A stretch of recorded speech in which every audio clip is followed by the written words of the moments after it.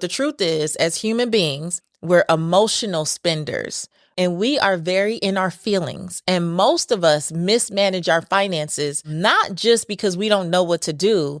We tend to do things based on what we feel. And what a pillar mindset does is help you to really categorize your life so that you can check and see on a regular basis, are you well and are you aligned in all these pieces of your life that impact your finances, even when you're not thinking about it.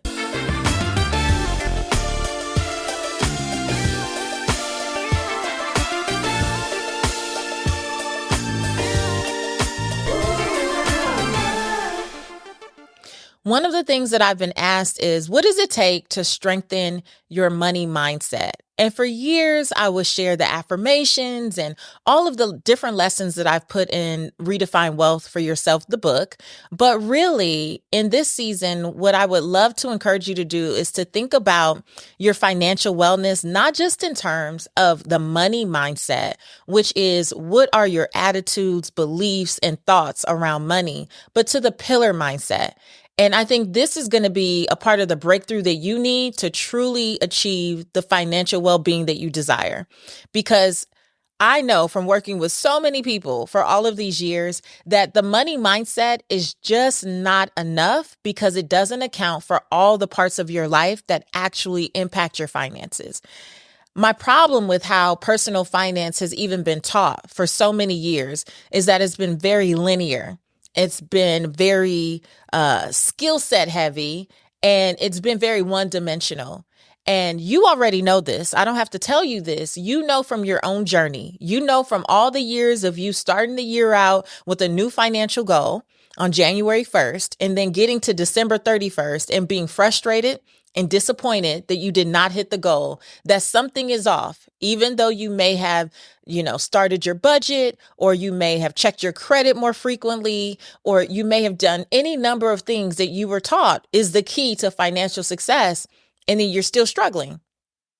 Yeah, because having a stronger money mindset, which again is the belief that you can have better finances, is not necessarily the thing that's going to shift your finances in real life, because the actual journey is winding, right? It's not linear. It's not, oh, I go from here and there's just this straight path up to better finances. It's winding. There's a lot of twists and turns. As you already know, life be lifing, as we say. And there's so many ups and downs and ins and outs to consider, not to mention that you are changing and growing and evolving from season to season. So what felt right for you financially in one season may not feel right in the next. And your path needs to encompass that. It needs to take that into consideration, right?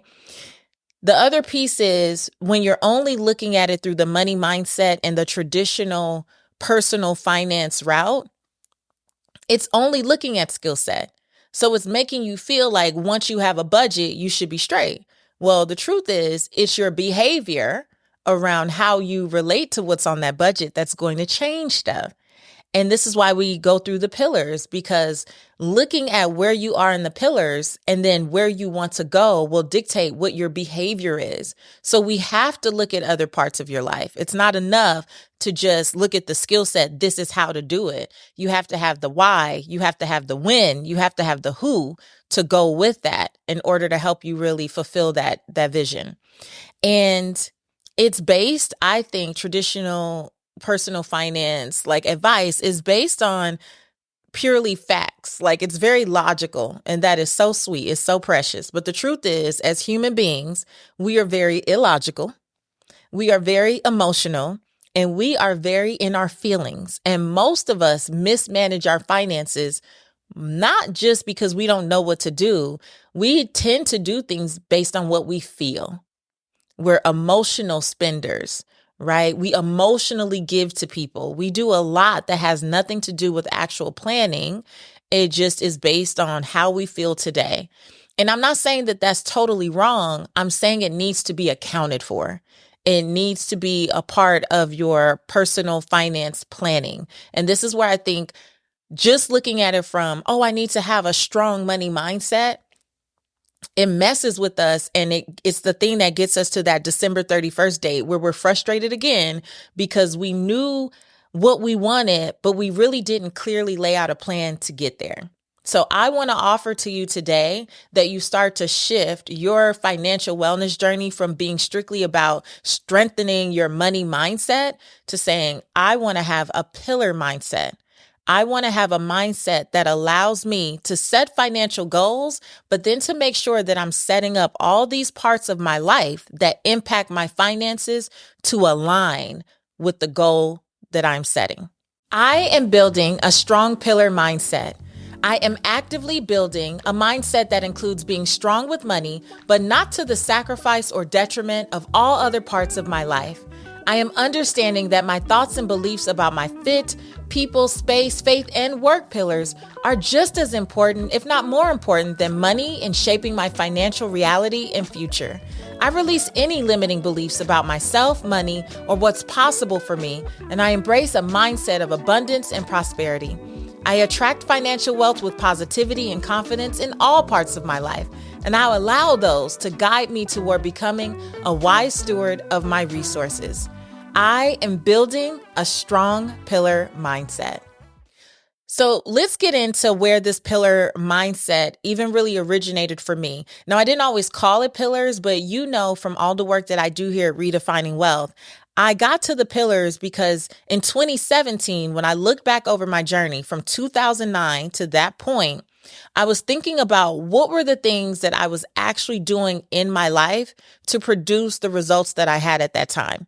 And so many of you already know this, but I began a real estate and mortgage brokerage at 21, 22 years old as a senior in college. And that became a 7-figure business by the time I was 25. Then you fast forward a couple years, I lost everything in the recession and had my come to Jesus moment. In 2009, it was March 9th. I will never forget being on the bathroom floor, bawling and snotting and crying and asking God, why me? I've been a good person. I operate in integrity, but also I've been studying all of the personal finance books and I've been helping people with their personal finances. That's how I built my real estate business to begin with. So if I have all of this money skill set, why am I here? Why did I just chase the power man down with my baby on my hip, begging him to turn the lights back on or her milk would go bad? Like, why am I coming to this teeny tiny apartment, 600 square feet after my 6,000 square foot home foreclosed, and I'm coming home to eviction notices?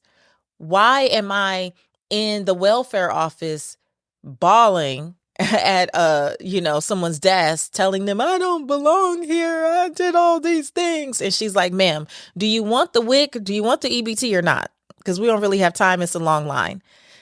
How did I have all of this skill set and this strong money mindset and then end up in this place?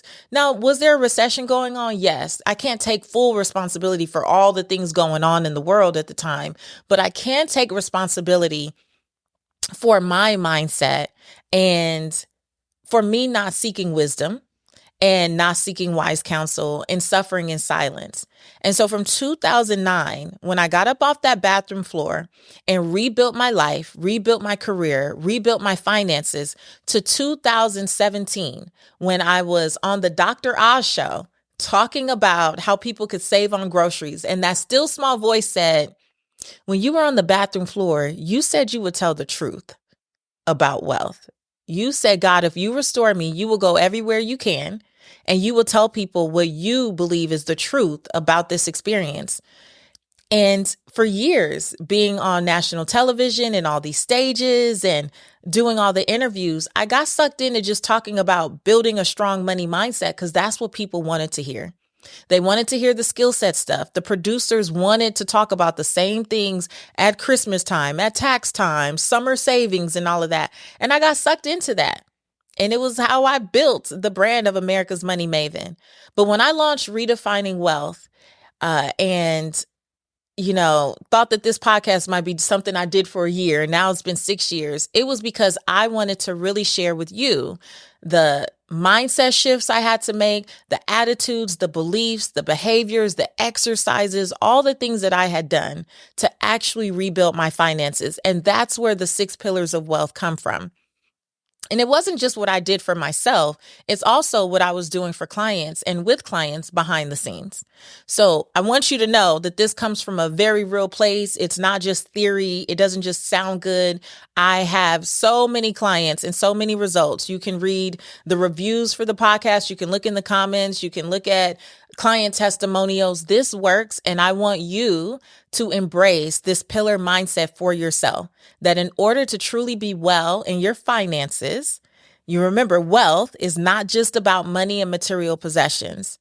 The true definition of wealth, the original definition of wealth, is the condition of well-being.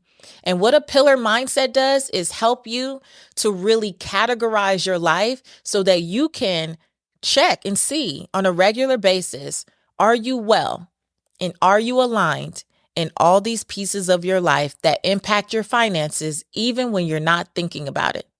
So a lot of your struggle is not really work related the way you think it is. A lot of your challenge is not really about money the way that you think it is. It's really about these other parts of your life that are cluttering your experience, right? So using the pillar mindset allows you to consider all the parts of your life and how they impact your finances and those financial goals you set. Because as we step into 2024, listen, January 1st, when you set those financial goals, I want you to have something tangible and something that you can be proud of on December 31st. We are not going to do another year talking, hoping, wishing, and just praying for the same stuff and then letting 12 months go by and we are in the exact same place. It's not good enough. It's ghetto and we need to move on. Okay. So this is why you're embracing a pillar mindset. So let's take it back. The pillar mindset allows you to set goals in each part of your life that will support what you say you want. What does that mean? It really doesn't matter to me what the goal is. We'll use a financial goal as an example, but I want you to think about this holistically because this is the way that I set goals in every area of my life. So we'll start with a financial one and then we can do another one that's fun because I know y'all love talking about relationships and dating. That's what you said in the survey. So we'll do 2 examples. Here's the first example. Let's say that you say your goal for this year is to save $1,000. Let's keep it to a simple number. I want to save $1,000 this year. What we would do in traditional personal finance stuff is say, okay, you want to save $1,000. Either you need to instantly go look for another job so you can save more money, or you need to cut expenses. And I'm going to go out on a limb and say many people who are looking to save maybe $5,000 or under, you're probably already good at cutting expenses because you are living from a place of possibly survival, or you're living from a place where you're already very frugal and you're already very thoughtful about what you do with your finances. So you don't need to hear that again. What you need to do, though, is look at these pillars and see how in the pillars are your finances being impacted. So first pillar is fit, and fit is about becoming your best self. So you know that we talk about being mentally and physically fit for the journey. Now, I have had clients in the past, including myself, where I had financial goals. However, I was not aware of the fact that the limiting beliefs that I had adapted from family members who are well-meaning, but they had limiting beliefs about money, how that was spilling over into how I saw money and saw what was possible for myself. So maybe one of the things that you need to do in the fit pillar is examine, what are my beliefs about money, right? What are the verbal influences? What are the things that I heard from well-meaning parents or whoever had some authority over me as a child about money? Maybe you heard it takes money to make money. Maybe you heard money is the root of all evil. If you think that something is evil, are you actually going to put things into practice that would allow you to accumulate what you deem as evil?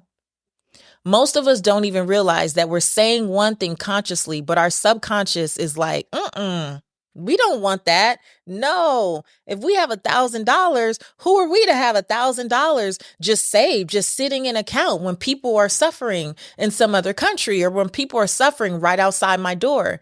Your subconscious will create a lot of stories that the rest of your life comes into agreement with. So one of your fit pillar things might be to stop thinking that these affirmations that I'm saying on the podcast are just cute and it's just because. It might be that you need to start to shift your mindset by speaking life over your finances, speaking life over your experience. It doesn't seem related on the surface, but it's definitely related, right? Even physically, what are you doing to your body that might be exhausting you and costing you more money? Sometimes we don't understand that we are running ourselves into the ground, even in the name of purpose, not taking care of ourselves. We're not sleeping. We're not eating well. We're just not taking care of ourselves. And then we end up sick several times a year. It's not normal to have a cold, the sniffles, or be sick all throughout the year. But we normalize it.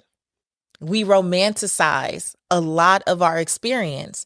So now, if you have to go back and forth to the doctor, if you're constantly buying all the cold and flu and allergy and all the things, think about how that money alone, 40, 50 bucks on things every time you get a little sick, how that could be something that would actually be working toward your $1,000 goal. So maybe, and I know it seems counterintuitive when you're like, but I'm on my hustle and grind and I got to be up all night. It sounds counterintuitive, but I'm going to say it anyway. Go the hell to sleep. Because not going to sleep sometimes is what's costing you money because you're breaking your body down. And you are not doing this so that you could work towards prescriptions that you can't even pronounce. That's not what you want for yourself. So even though this is a financial goal, how are you protecting the vessel, the only vessel you're going to get in order to reach that goal? It's something for you to consider. Are you ready for Redefining Wealth Live 2024? I hope so, because we already have everything locked in and all we need is you, October 11th through 13th. In Atlanta, Georgia.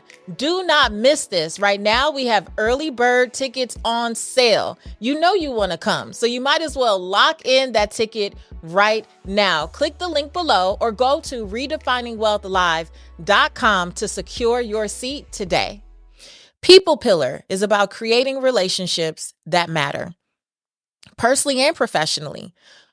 This could be as simple as, one, do you ask for support? Do you ask for help? Are you the person that would rather stay up all night Googling things on YouTube?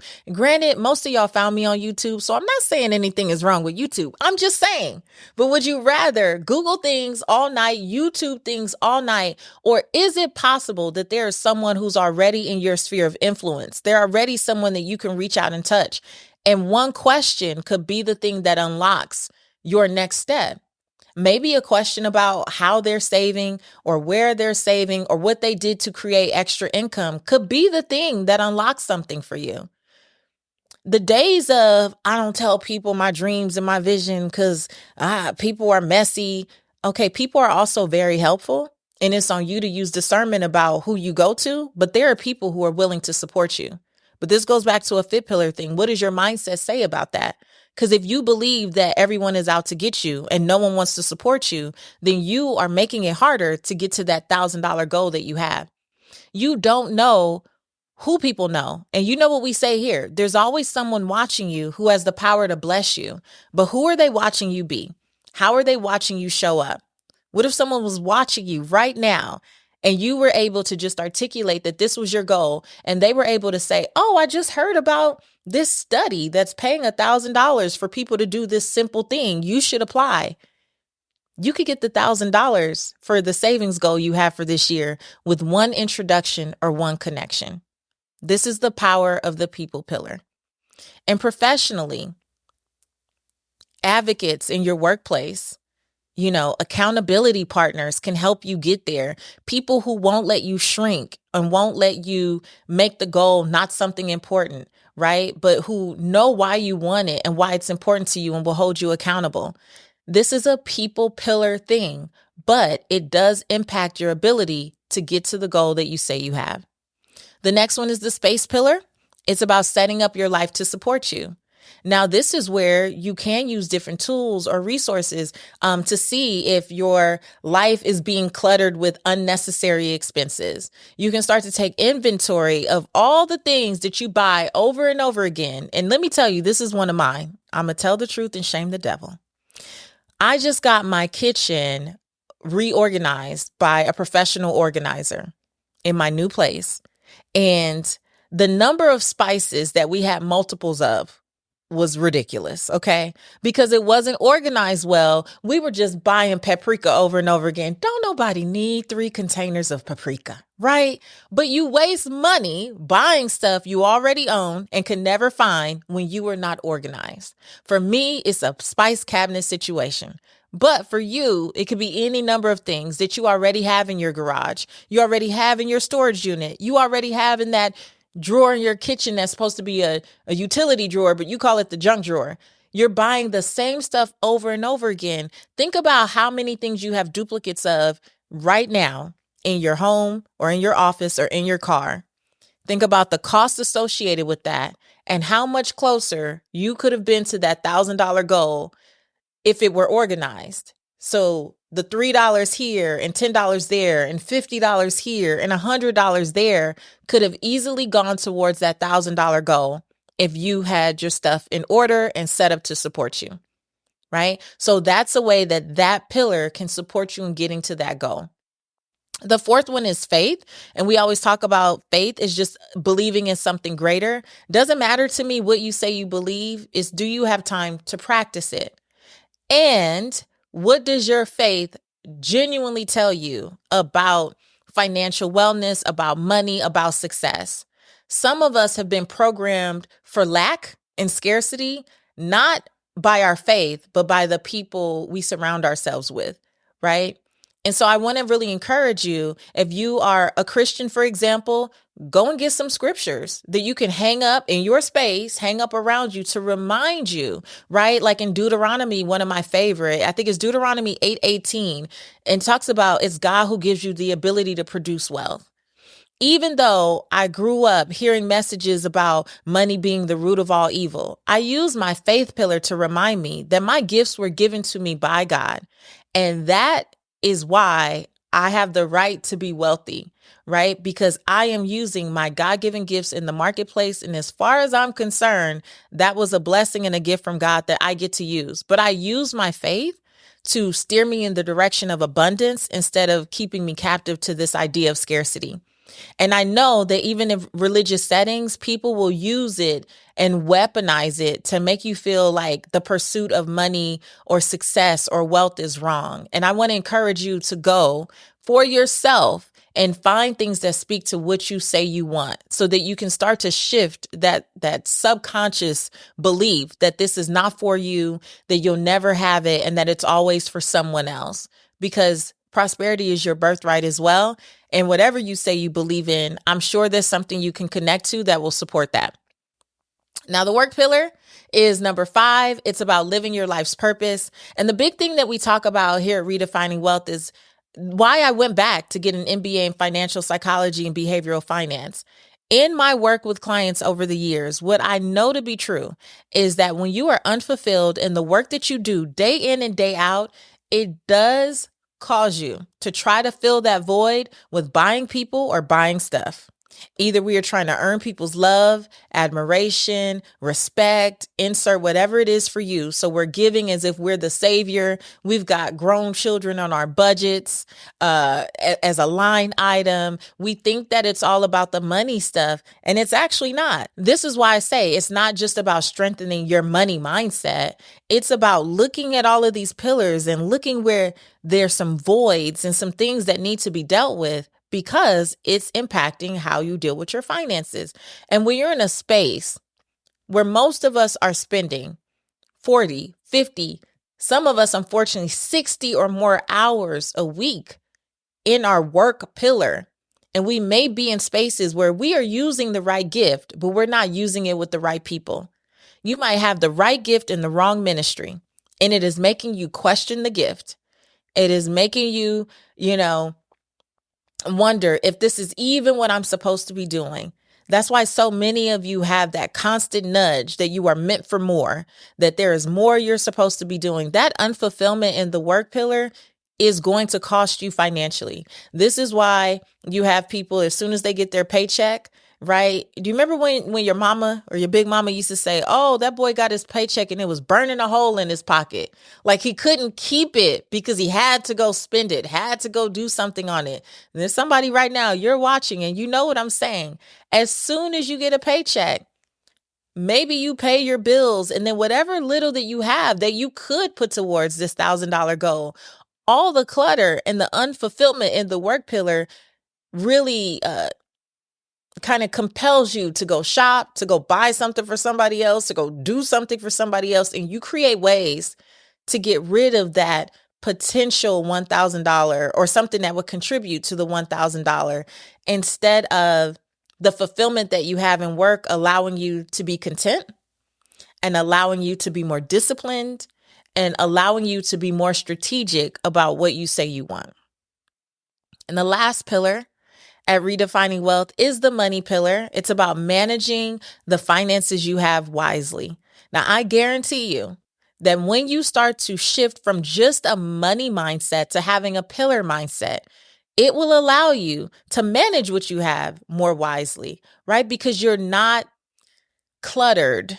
Your thinking is more clear. Your conviction is stronger. Everything about you is more solidified so that you can be strategic to get to the financial goal you say you have. Most of the information that we hear in traditional personal finance worlds is wonderful information. The reason you're not applying it is because there is something going on in one or all of the other 5 pillars. But once you start to get aligned and clear up what's going on in those first 5 pillars, it'll feel like magic. It'll feel like scales fell off your eyes. You're like, why couldn't I just see this sooner? You were just cluttered. And that's why I'm here. And that's why we're doing this work together. So you can have some awareness around and an awakening around how these other parts are impacting you so that you can finally implement the advice you've been hearing all along. That advice is, for the most part, solid and it's sound and it would be so helpful to you. But you have to do the personal development work. You have to do the spiritual growth work. You have to do the relational work. You have to do all the other things that allow you to really receive all the information you've already heard. And that's what this is about at its core. This is why it's important for you to not just think about a money mindset, but I want you, as you go into 2024, to think about having a pillar mindset. Hey there, purpose chasers. We've been on this incredible journey of redefining wealth together for 6 years now, and I can't thank you enough for your continuous support. Today, though, I want to take our connection to the next level by hearing directly from you. Your feedback is my compass, guiding me on how I can create content that truly resonates with where you are now. I'm committed to making our online community the best it can be, but I need your insights to make that happen. So have you ever listened to a podcast episode here and thought, I wish Patrice would share more about this topic, or I'd love to see more of that? Well, now's your chance to let your voice be heard. I don't want to spend another second trying to guess what you want. I want to know what you want, which is why we've released a brand new survey. It's quick, easy, and designed with you in mind.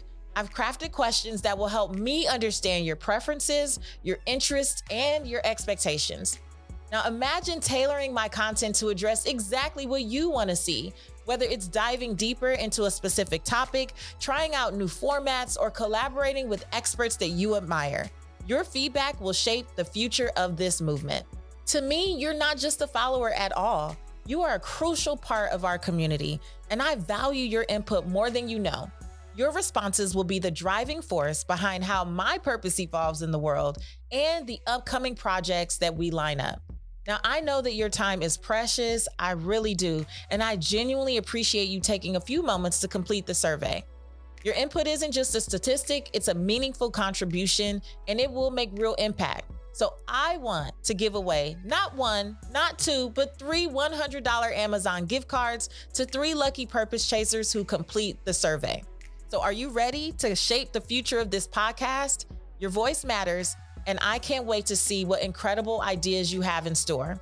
I want to thank you in advance for being a part of this journey, because together we're going to continue to create content that's even more inspiring, engaging, and tailored to your needs. So click that link, Take the survey and let's take our community to new heights.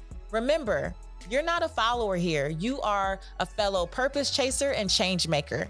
Stay tuned so you can witness all of the amazing and exciting updates rolling out over the months to come. Click the link, take the survey, and please accept my thanks in advance. I want to share with you how I'm able to support you as you head into this new year. So there are several things that you can do, and you can get involved with this movement of redefining wealth and figure out how it will really work for you and how it will support you as you continue on your financial wellness journey and you desire more ease, more grace, more fulfillment, more peace as you do this work. There's a few things that you can do. Number one, I suggest every single person, and even if you've already done this, I want you to do it again because you are a different person than the last time you did it. Take the Redefining Wealth quiz at patricewashington.com. This quick 2-minute quiz is going to support you in figuring out and narrowing down the pillar that you need to start with. We need an awareness of where we are in all the pillars, but if we're honest, there's some pillars that listen, on a scale of 1 to 10, you a -5. And that needs your immediate attention. And the quiz is going to support you in figuring out which pillar that is and even give you some tips and tools and resources to start making progress in that pillar. So go to patricewashington.com/quiz. That's patricewashington.com/quiz. And you can take that quiz, 2 minutes, easy breezy, absolutely free, and see where you need to start as you walk into this new year. The second thing I want to suggest is getting the book Redefine Wealth for yourself. Redefine Wealth for yourself is on Audible, it's on Amazon, and it's in a number of bookstores throughout the country. This is so important because even as you identify what the pillars are, the book is laid out in so many exercises and interventions that will resonate with different people, right? So in the fit pillar alone, I think we have like 20 exercises, thoughts, beliefs, things that you can do to start to improve in that pillar. This is the easiest way that you can have my thoughts, my ideas, and the things that have actually helped me and my clients at your disposal, right? Because as you continue to take the quiz or as you continue to evolve, I want you to be able to have resources of very specific, practical things that you can go and do and see results immediately. And all of that is laid out in the book, Redefine Wealth for Yourself. And I have heard that it is a very good listen on Audible. You can check the reviews of that yourself. All right. The third thing I want to encourage you to do is think about coming to Redefining Wealth Live 2024. We are already registering people for next year's conference. And this is so important because the transformation that happened in the room, when you have an opportunity to go through our framework for awakening to where you are stuck in romanticizing things, normalizing behavior that doesn't serve the goals you say you have. And then we go through the pillars and allow you to get true and real and authentic about what you genuinely desire. And I'm taking you through and walking you through what that looks like, feels like, and even coaching, because we did spotlight coaching where I supported people right then and there, and they saw immediate breakthroughs. And then actualizing what are the tools, what are the scripts, what are the resources, what do you need in order to truly live by the pillars and make this a part of your life? For me, Redefining Wealth is not just a podcast. It's not a cute book. It's not a cute idea. My calendar and my life are set up by these pillars, and I believe in this wholeheartedly, and my clients believe in it wholeheartedly. This is why I created programs. This is why I created the Redefining Wealth Journal for them. Like, this is how we live. And if you want support in making this a part of your everyday life, because you understand that there's no personal finance success without personal development work, then I want to see you at Redefining Wealth Live. You can find out more and get your early bird ticket at redefiningwealthlive.com. And then finally, I want to invite you to be a part of the Institute for Redefining Wealth. We have different levels at which you can get my support for 12 months in walking this out. And the levels vary from being a part of our very engaged international community of purpose chasers, where you have access to like different quarterly trainings that I'm doing and Q&As and all the things, to Pillar Mastery, which is now a 12-month experience. And then even my high level mastermind for an intimate group of people, which is called Mastery and Momentum. I'm not going to go into the details of each program, but if you know that you want to work with me on a more regular and consistent basis, then I want to invite you to come into the Institute for Redefining Wealth. You can find out more at patricewashington.com. No matter which way you choose to engage, and I've listed things from being absolutely free right into my paid communities, I don't care which one you choose. I just want you to finally make progress. I want you to not see this personal finance journey as something that has to be daunting and something that you have to do alone. There is support, there are tools, there are resources, and it doesn't have to be this stiff experience. You can do this through the lens of abundance and not scarcity. You can do it through the lens of discipline and not deprivation. And you can do it in community and not alone. And I want to invite you to come to patricewashington.com and choose whatever you need to support you in this next season. Until next week, I want you to go live your life's purpose, find fulfillment, and earn more without ever feeling like you have to chase money. I'll talk to you later.